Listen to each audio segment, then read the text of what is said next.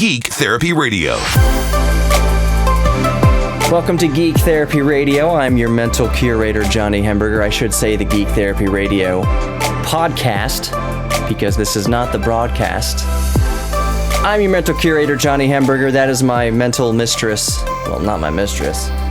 That's my wife back there, playing Tetris. This is Jack. We're right there. He's very dumb, very stupid. All right, so on this podcast, we're going to talk about the Mac Pro.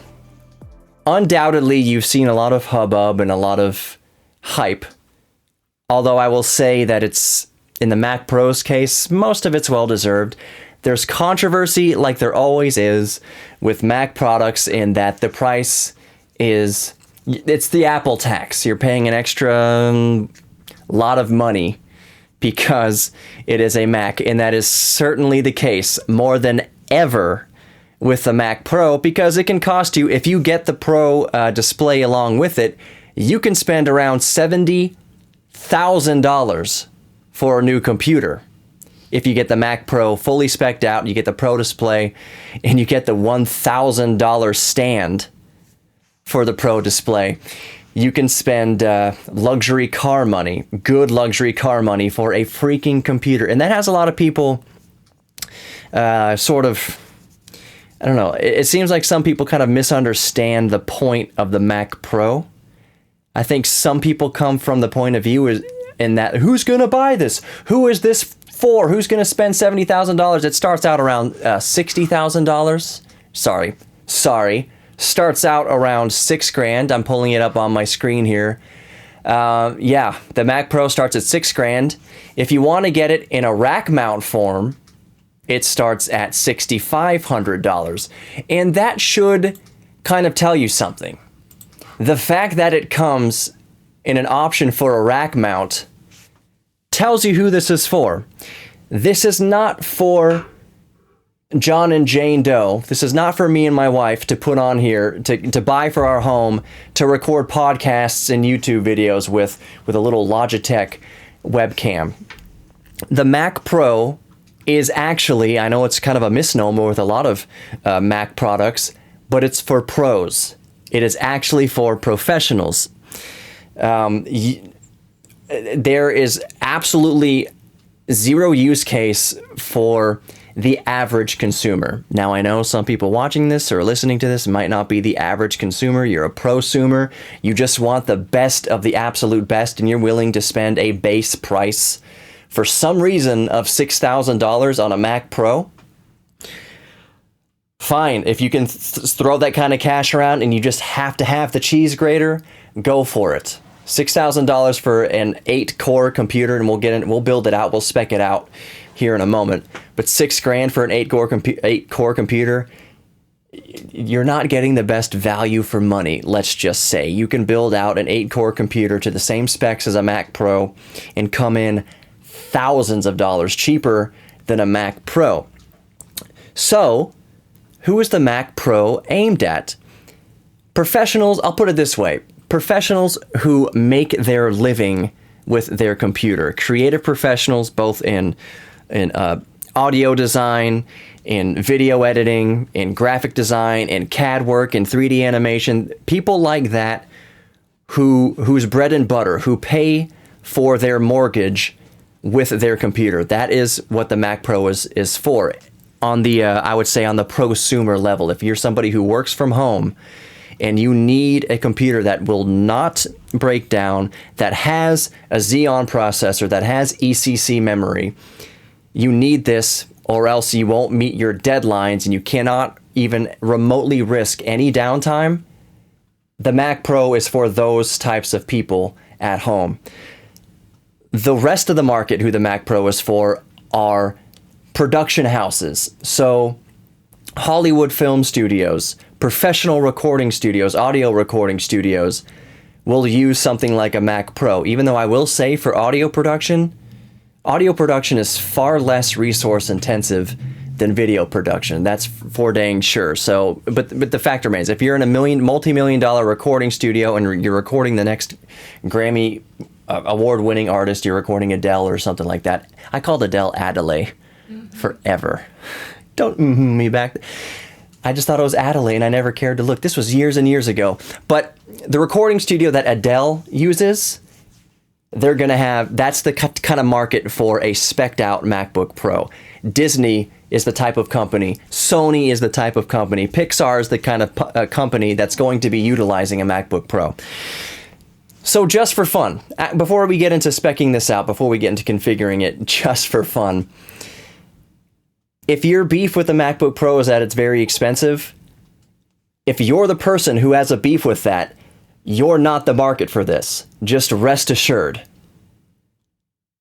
If you have such a problem with it, it's not meant for you anyways. So don't worry about it. Don't worry that you can spend up to 70 grand on a brand new computer setup. It's not for you. It's not for the type of person to complain about price. Most of these MacBook Pros, most of these Mac Pros are going to go onto the corporate credit card. It's not going to be one guy from one department paying for this thing out of his own pocket. It's going to be corporate accounts spending the money over time, or even just a corporate credit card that can pay 70 grand all at once, whatever. It's for massive operations like that. But just for fun, let's spec it out, because it's mind-boggling. It can get absolutely mind-boggling. The Mac Pro rack mount, let me go back to the screenshot here. The Mac Pro rack mount, which is for professional production studios that have racks, 19-inch traditional racks, starts at $6,500. It's coming soon. There's no official release date. As of recording this podcast, there's no official shipping date for the Mac Pro. You can buy the Mac Pro in its traditional upright stand, cheese grater stand. You can buy it in pre-order and everything like that, but there's no exact shipping date yet as of recording this video on December the 11th, 2019. So that being said, let's go ahead and choose our Mac Pro, which we can only choose one right now, and configure the Mac Pro at a base price of $6,000. $5,999. So what do you get for $5,999? Well, let's look here. 3.5 gigahertz, 8-core Intel Xeon W processor, which turbo boosts up to 4 gigahertz. Now, other offerings from Intel that are non-Xeon, that are non-server class CPUs, boost up to 4.8, 4.9, 5 gigahertz is not terribly uncommon, especially overclocking. I've seen overclocks comfortable at 5.2 gigahertz on standard CPUs, your standard Core i9s, your standard Core i7s. Xeons sacrifice speed for stability. Xeon processors are the type of processors that go on workstations, which probably is what the W stands for in Xeon W, workstations and servers where where downtime costs hundreds of thousands of dollars, where if the computer is off, it can cost you millions of dollars. Xeons go on computers that cannot fail. So, yes, it's only 8 cores, it only turbo boosts up to 4 gigahertz as opposed to 5 gigahertz, what have you. But the whole point of Xeons, since their inception, has been stability. So you sacrifice speed for stability in cases where stability is 1,000 times more important than speed. So also for the $6,000, you get 32 gigabytes of DDR4 ECC memory. That's error correcting memory. Once again, with ECC memory, you are sacrificing speed for the sake of stability. When you're rendering out massive 8K projects for Disney or for Sony or for Pixar or whatever, when you're rendering out that newest Adele song, you can't have it fail. You can't have glitches. You can't have anything. You can't get blue screens of death. I know that's on Windows. You can't have the computer crash for any reasons. You can't have any errors in the exported file, in any file that you're working with. That's why you're using ECC memory. That's why you're using a Xeon processor, which is way more stable than your traditional home consumer desktop components, where it is true that you may rarely experience the type of error at home using a standard processor and using standard non-ECC RAM. You may experience an error once in a while. You may be playing whatever AAA video game and it crashed once in a while. You may render out a video for your own personal YouTube channel that failed to export once in a while. That's fine for a home consumer. That can't happen for an enterprise. That can't happen for a professional application in a professional studio, where that missing the deadline can cost thousands or hundreds of thousands, even millions of dollars. So that's why it's Xeon processor. That's why you cannot get non-ECC memory with a Mac Pro. So also at the $6,000, Radeon Pro 580X with 8 gigabytes of GDDR5 video memory, 256 gigabyte solid state drive, that stainless steel frame with the feet, Magic Mouse and keyboard. I'm not sure how many people. I'm not sure the bread and butter of the Mac Pro is the mouse and keyboard. So it's cool for $6,000 that they throw a mouse and keyboard in there. Thank you very much, Apple. Let me zoom down here real quick to fast forward a little bit. We'll go back to something that's very funny to me. On your Mac Pro, do you want these feet or do you want wheels? If you want wheels on your Mac Pro, that's an extra $400 to have your computer on rollers. You thought the $1,000 monitor stand was bad, and it is. $400 for wheels is just ludicrous. You want a case in point for Apple tax? If you want Apple wheels, it's $400. That's nuts. Oh, there's my cat licking itself. All right. If you're just listening to the podcast, go subscribe to the YouTube channel so you can see Jack lick his... Well, I won't repeat what he's licking. I think it's just his gut this time. It's just his gut, not his nuts. All right. So let's go ahead and spec this out. Pardon my French, balls to the walls on the Mac Pro. Let's go ahead and go with the 28-core Intel Xeon W processor at an additional cost of $7,000 for the processor. So that brings our total up to $13,000 now, because we've upgraded from 8 cores to 28 cores. And you have to get 24 or 28 cores if you want to max out your system memory. And we'll get to that in the next step here. System memory. Let's go ahead and spec out system memory up from the plebeian basic 32 gigabytes of DDR4 ECC all the way to the $25,000 option of 1.5 terabytes. So that brings the grand total to $37,999, $38,000. 1.5 terabytes of memory in the MacBook Pro costs $25,000. I did some math earlier based on the price of DDR4 memory, ECC memory from Micro Center. In this case, 16 gigabytes costs $120, and I did some math there. Basically, on Micro Center, $120 for 16 gigabytes, that equals about $7.5 per gig, which means if you got 1,500 gigs, at market cost, it should be $11,250 for 1.5 terabytes at market price. The Apple tax price is more than double that at $25,000. It's not a good value.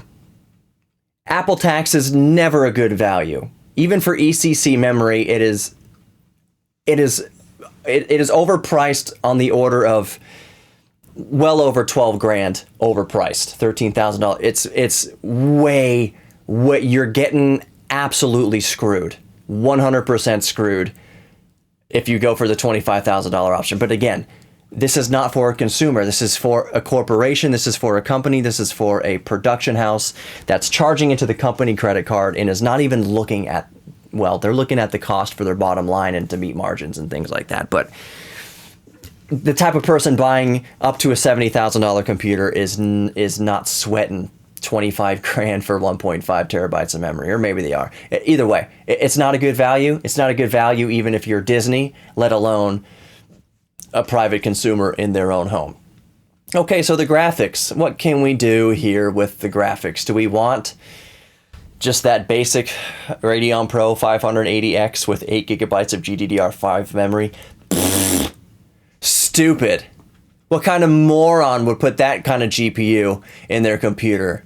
That can't even run Microsoft Paint. Let's put in 2 Radeon Pro Vega 2 Duos, each with 2x32 gigabytes of HBM2 memory. The video memory is so far beyond what even the best gaming PCs have. Even the best gaming PC does not need more than 32 gigabytes of RAM. And I will say that 32 gigabytes, in a previous video I put on the YouTube channel, I say that 32 gigabytes really is kind of the baseline for getting into the workstation class of PCs. So the average gaming computer, I would say, doesn't need any more than 16 gigabytes of RAM. There are some games that really chew into RAM.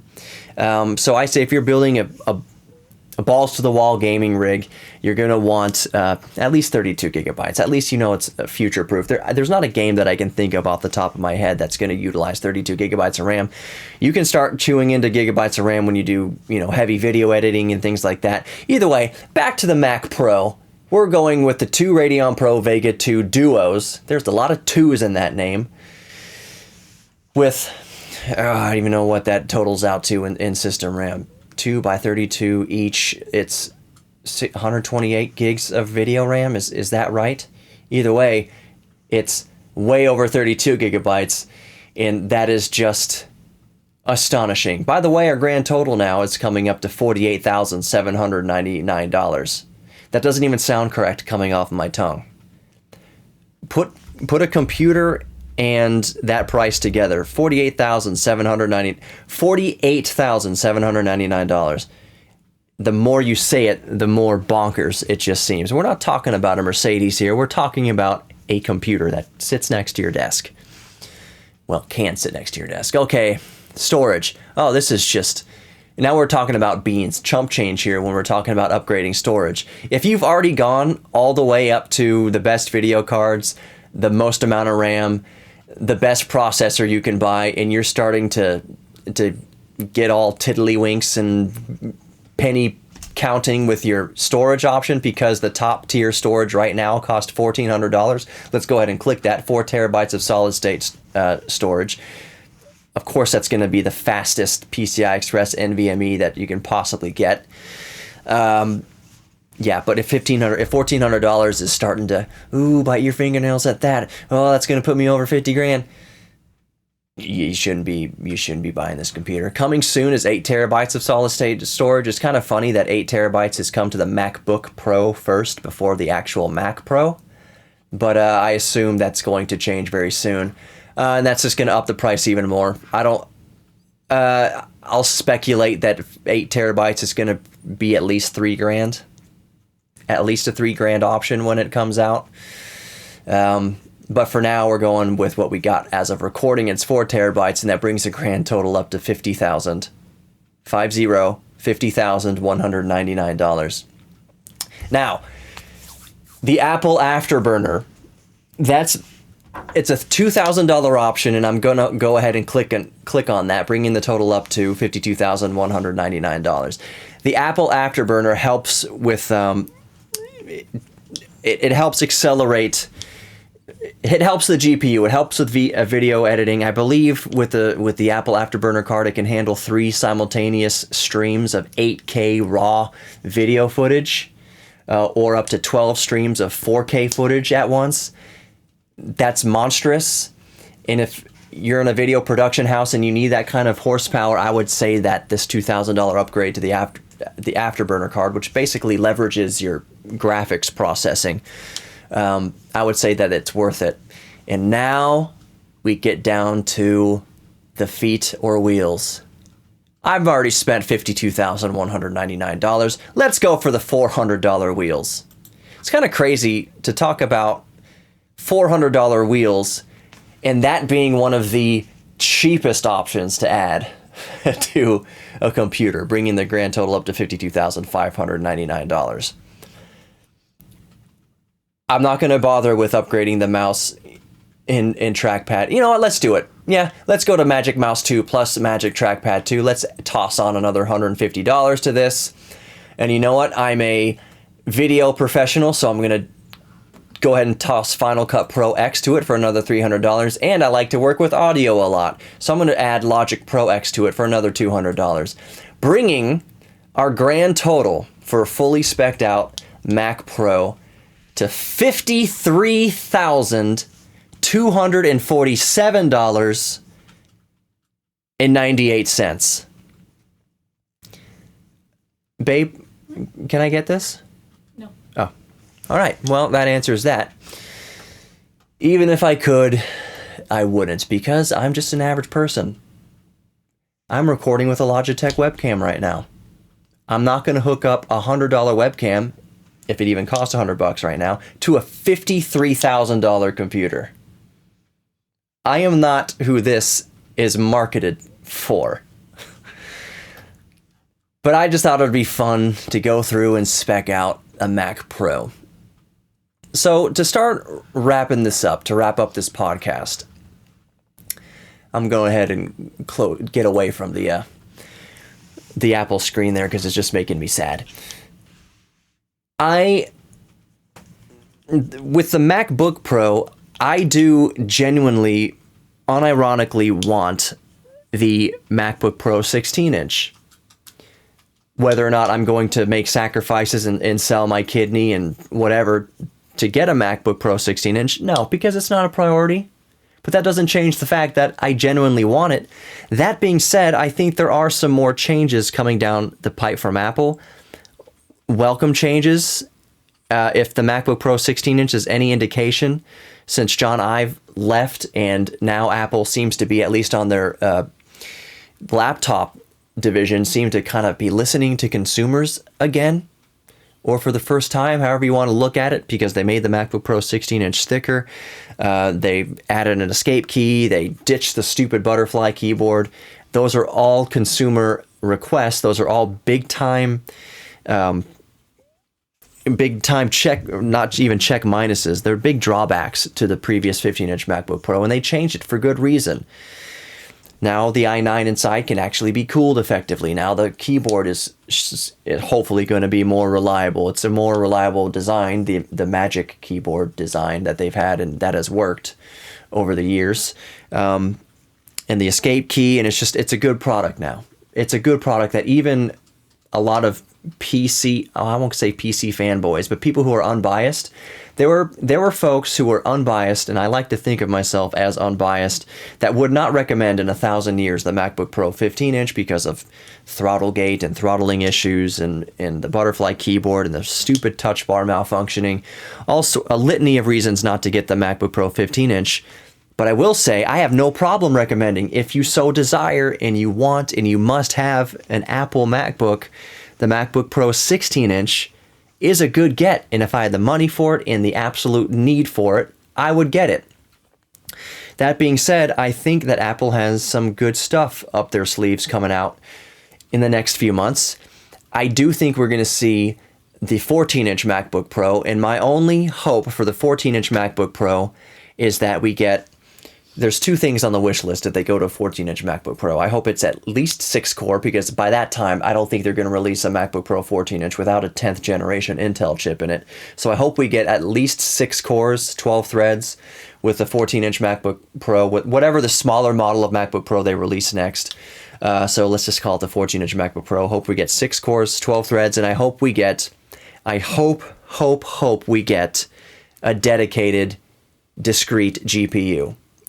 And we don't, even though on the 10th generation of Intel processors, the graphics are going to be way better than the 9th generation, it's still silly to market as a pro product without a dedicated GPU. So I hope we get some sort of low TDP, lesser version of an AMD GPU, because I don't think they're going to make amends with NVIDIA anytime soon. Hope we get a low-powered, at least AMD GPU in the MacBook Pro 14-inch. When they do that, I don't know how much longer I'll be able to hold out. My wife will tell me how much longer I can hold out, because she has way more sense than me. I can't point to her. So this is an easy way to point to my wife. Yeah. So, but I'm holding out. I want the MacBook Pro 16-inch. Don't want to spend the money on it. But if a MacBook Pro 14-inch comes out that has 6 cores and dedicated GPU, it's going to be tough. It's going to be tough to hold out. I'll sell some things. I got some guitars around here. I'm not selling the arcade machine. I'm not selling that Schecter back there. I'll sell Jack. I'll tell you what. No. Yep. He's not for sale. This cat's for sale. No, he's not. He costs one MacBook Pro. Your wine's fine. I was worried about it spilling onto the screen. Oh. Well, that's all right.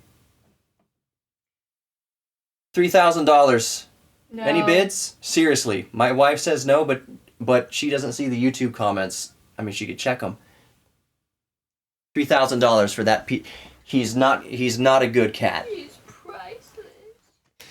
He's priceless. So name your price. As long as the reserve is set at $3,000 for Jack. Do I have any takers? No. All right, that's going to do it for this episode of Geek Therapy Radio Podcast. Hope you had fun just window shopping the Mac Pro with me.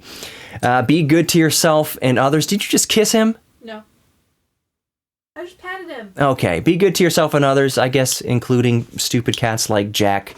Remember that we're all geeks about something, so embrace your inner geek. Know for a fact that you are worthy of love, and try to chip away each day. Try to climb the rung of the ladder, one rung each day towards your own self-respect and your own self-worth. I know that's tough, but if we just take it kind of one step at a time, maybe we can start seeing value in ourselves. And maybe one day you'll know that whether you believe it or not, you are worthy of love. So thanks for listening to the Geek Therapy Radio Podcast. I did put this up on YouTube. If you're just listening, go check out the Geek Therapy Radio YouTube channel. Subscribe to it if you want to. I'm about to surpass 2,000 subscribers. I'm probably going to surpass it before the weekend. Thank you very, very, very, very much for that. If you are watching on YouTube, I appreciate your consideration subscribing, because I know there's a ton of content out there. If you made it to the end of this probably it's going to wind up being about 30-minute video, that's remarkable. So thank you very much for your consideration of subscribing, liking, commenting. Let me know what you think about the Mac Pro below. I would love to know if you're actually going to buy a Mac Pro. I would doubly love to know if you are just a consumer, if you're just somebody sitting around your house in your home and you just want the Mac Pro for the heck of having a Mac Pro. I would love to know if you would just like to have a Mac Pro in your house, and I would like to know if you're actually buying it. So that's gonna do it. And yeah, I will see everyone tomorrow for another Geek Therapy Radio Podcast. Take care of yourselves, and I'll see you or talk to you then.